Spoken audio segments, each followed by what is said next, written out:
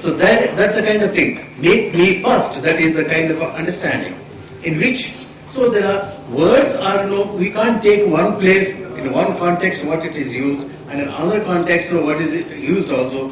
Both of them should be put together. That's the way that we need to look at it. Thank you. So that you mean to say that the references put in the Bible with regards to Muhammad, peace be upon him, do you actually know about them? Were you aware about them? You weren't aware about them. Okay. Thank you. Are there any more questions from the ladies for any of our speakers? It's for the Bishop. Assalamu alaikum. Bishop, I want to know what is the reality of Easter and Good Friday?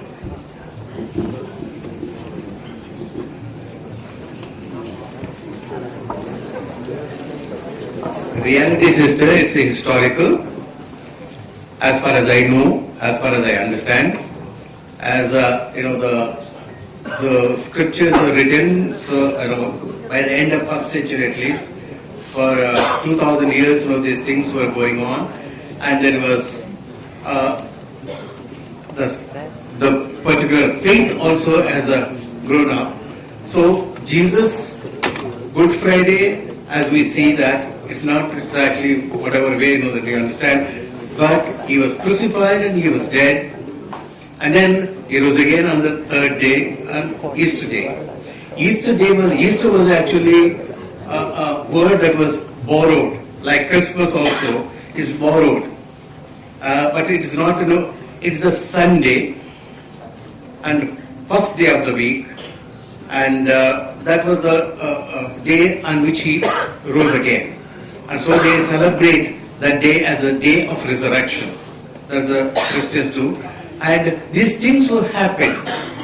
They are reality to me, and historically when we see also they are realities.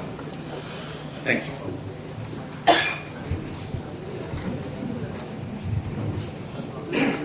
Any questions from sisters for Brother Engineer Shoaib? No. Alright, then we move on to the brothers. We have the first question for Engineer Shoaib. This is Arun from this. I'm a service holder. Sir, question for Brother Shoaib. I have two verses. First one is John 14:6. That Jesus said, "I am the way, the truth, and the life. No one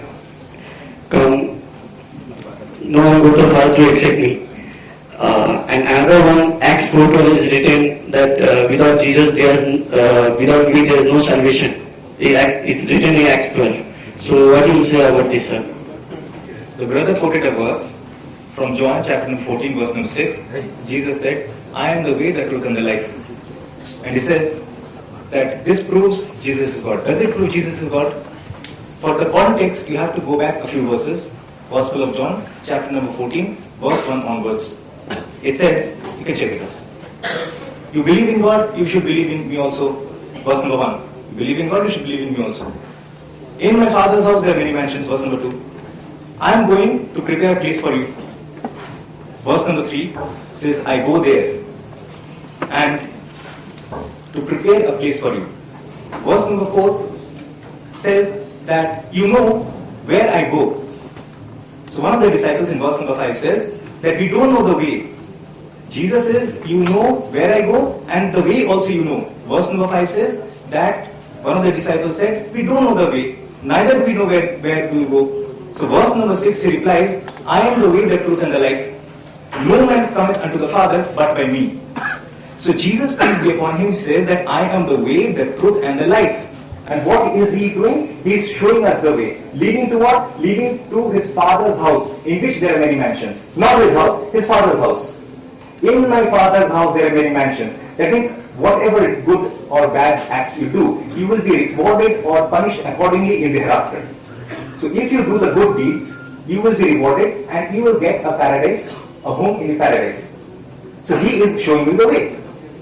So we agree with this, that every prophet during this time was the way, the truth and the life. Where is the problem?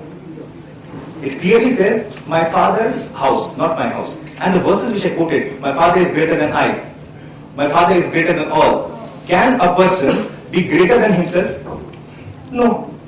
Is it logical? A person is greater than himself? No. The Father and the Son, they're separate entities. One verse is sufficient to prove that Jesus did not claim divinity. One verse. Mark chapter 13 verse number 32. You can open the Bible and verify. Mark chapter number 13 verse number 32 says that of that day and that hour knoweth no man, no, not even the angels in the heaven, not even the Son, but the Father. Is it right or wrong? Mark chapter 13 verse 32. Jesus, peace be upon him, is referring to the day of judgment.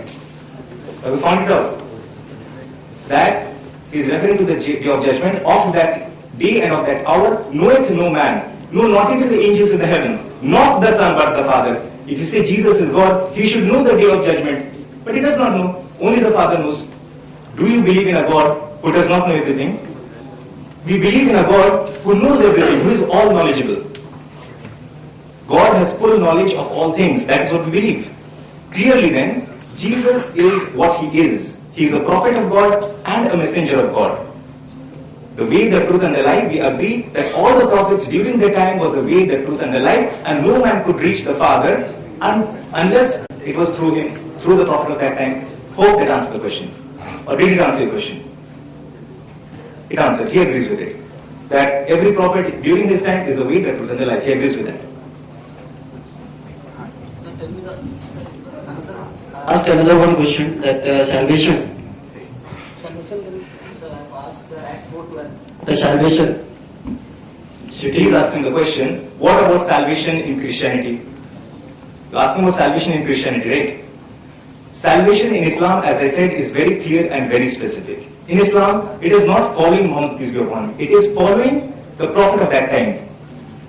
But if you ask the Christian, what is the salvation? They will tell you that you believe that Christ, Jesus, peace be upon him, he died on the cross for your sins and you have salvation. This is mentioned by Paul in Colossians.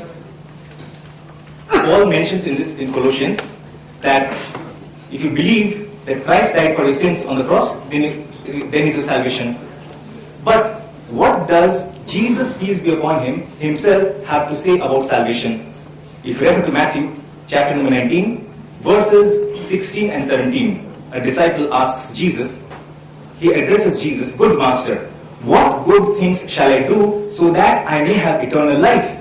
What good things shall I do so that I may have eternal life? In verse number 17, Matthew chapter 19, verse number 17, Jesus, peace be upon him, he replies that why do you call me good? There is only one good, that is the God, that is the Father in heaven.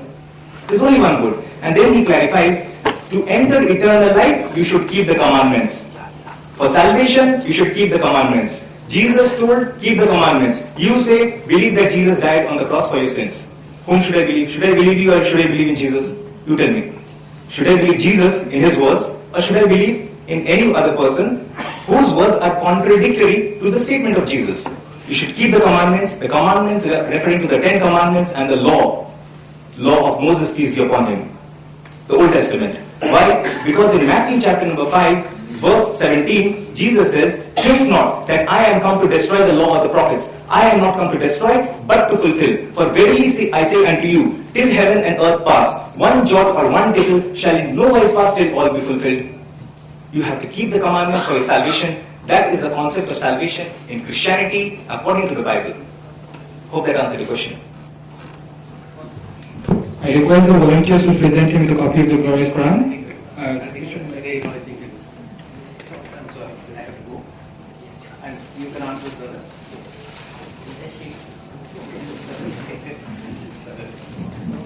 Because Brother Shoaib, you are really all-knowing.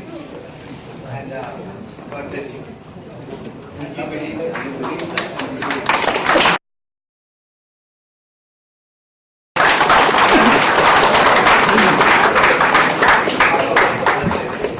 I request somebody who volunteers to escort the bishop to his car. You can pose your questions to Engineer Shoaib. As Bishop said, he knows all, so he will help you out with your questions.